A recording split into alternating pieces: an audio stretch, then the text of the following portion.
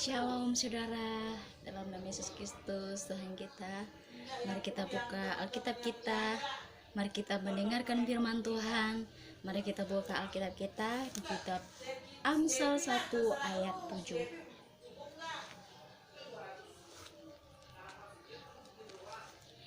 Kitab Amsal 1 ayat 7. Saya akan bacakannya di sini. Takut akan Tuhan adalah permulaan pengetahuan, tetapi orang bodoh menghina hikmat dan didikan.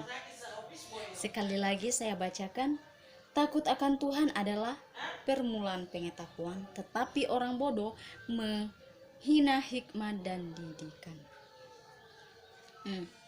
Kita tahu, saudaraku yang terkasih dalam nama Yesus Kristus, kita sering dengar dan kita sering merasakannya. Apa itu rasa takut akan Tuhan? Kita tahu apa yang dimaksud dengan takut akan Tuhan itu seperti apa.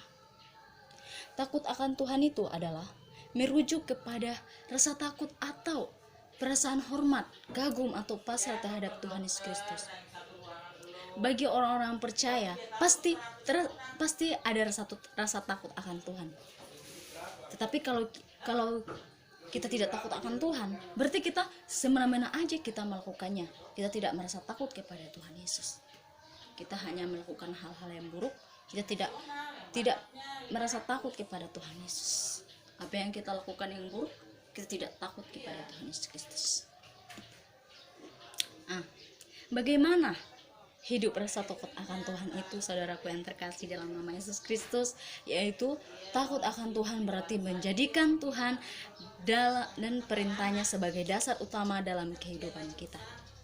Keluarga disertai dengan rasa hormat dan taat kepadanya. Bukti apa hidup takut akan Tuhan itu? Yaitu rajin beribadah. Rajin beribadah itu berarti hanya kesungguhan hatinya untuk mau beribadah, bukan hanya kepaksaan. Kalau hanya paksaan, berarti dia bukan hidup takut akan Tuhan. Tetapi kalau dia takut akan Tuhan, berarti dia mau tunduk taat, mau beribadah kepada Tuhan Yesus. Kesungguhan hatinya, imannya untuk mau beribadah kepada Tuhan Yesus. Yang kedua, yaitu berbuat baik. Berbuat baik seperti apa sih yang kita ketahui? Berbuat baik itu banyak, saudaraku yang terkasih dalam nama Yesus Kristus. Berbuat baik itu bukan hanya sekedar kita dengar berbuat baik, tetapi kita harus melakukannya. Berbuat baik itu baik kita memberi, baik kita mengasihi dia, bukan hanya membenci dia, tetapi kita mengasihi dia. Ketika dia membenci kita, kita tetap mengasihi dia.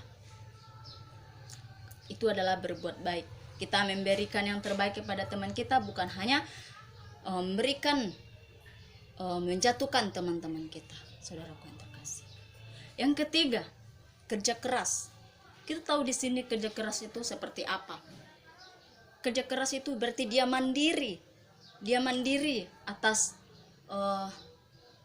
pekerjaannya, bukan bantuan orang lain. Dia hanya hidup sendiri, hidup mandiri. Dia bekerja keras supaya dia menerima atau dan mendapatkan berkat dari Tuhan Yesus Kristus. Yang keempat yaitu saling mengasihi. Saling mengasihi kita sering dengar, yaitu mengasihi. Mengasihi itu seperti apa? Kita mengasihi dia itu bukan hanya kita memberitahukan kepada teman kita, aku mengasihi kamu, aku mengasihi kamu.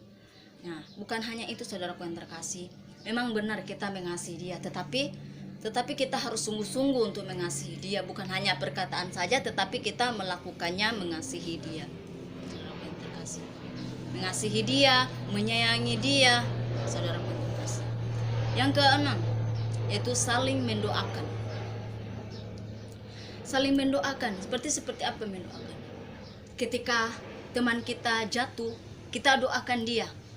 Bukan hanya meremehkan dia, udah biarin aja dia, nggak usah kita pedulin dia. Tetap jangan kayak gitu, saudaraku yang terkasih. Tetapi kita harus mendoakan dia supaya dia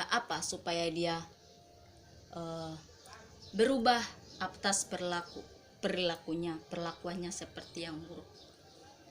Jadi kita harus doakan dia. Terus kalau dia membenci kita, dia membenci kita kan, kita jangan kita membalas atas dia berbuat jahat kepada kita, tetapi kita mendoakan dia supaya dia berubah, supaya dia menjadi yang terbaik lagi kepada kita, saudaraku yang terkasih. Nah, di sini saudaraku yang terkasih dalam nama Yesus Kristus, saya akan membagikan apa ciri-ciri takut akan Tuhan. Nah, di sini dikatakan kitab Amsal 1 ayat 7, takut akan Tuhan adalah permulaan pengetahuan, tetapi orang bodoh menghina hikmat dan didikan. Yang pertama yaitu ciri-ciri takut akan Tuhan yaitu menerima pengetahuan. Nah, di sini kita tahu menerima pengetahuan yang dimaksud adalah mengetahui bahwa tidak ada pengetahuan akan kebenaran yang tanpa mengarah kepada Tuhan. Kita tahu orang bodoh itu pasti menghina hikmat dan didikan. Orang ini tentunya tidak mempunyai pengetahuan atau pemahaman tentang apapun juga. Nah, orang bodoh itu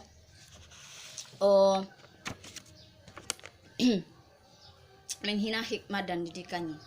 Untuk itu kita manusia makhluk yang mulia sempurna. Untuk itu kita diberikan hikmat, kepintaran, dan untuk saling mengasihi, membantu.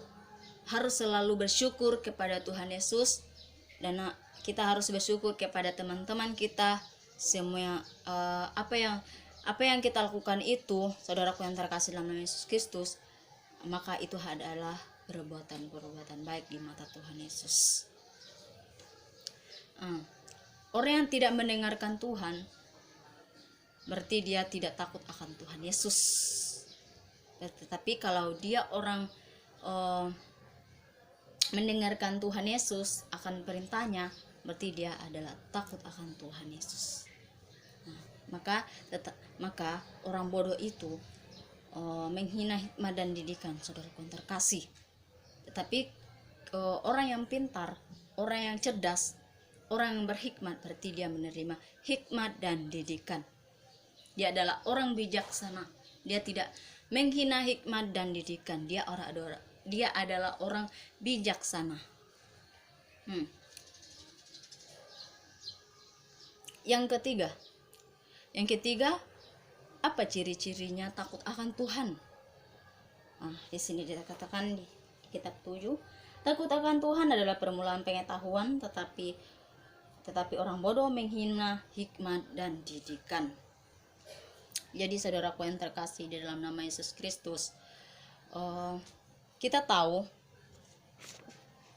menerima didikan itu, saudaraku yang terkasih, kita memerlukan jiwa yang rendah hati, mau tunduk dan taat dan mendengarkan seksama, lalu menerimanya, mencintainya, menghargainya lebih tinggi dari uang dan menolak melepaskannya.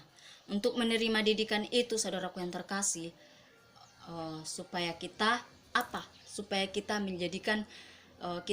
menjadi pandai serta menuju dalam kebenaran dan menuju dengan kejujuran kita.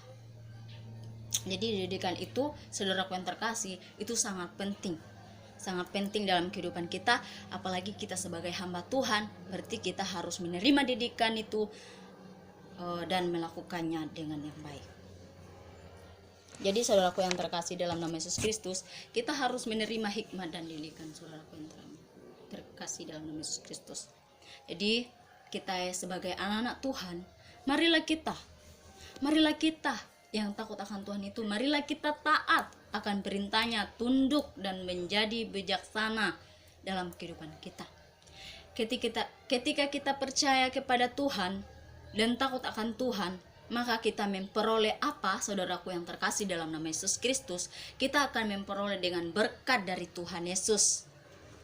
Jadi kita harus hidup takut akan Tuhan Yesus, Karena itu adalah suatu perintah Tuhan Yesus. Marilah kita takut akan Tuhan.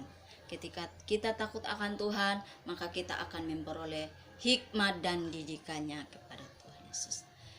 Mungkin hanya ini yang bisa saya sampaikan, saudaraku yang terkasih dalam nama Yesus Kristus. Buat khotbah saya, biarlah khotbah yang saya sampaikan, saudaraku yang terkasih dalam nama Yesus Kristus, biarlah menjadi berkat kita semua. Amin. Salam, Tuhan Yesus memberkati.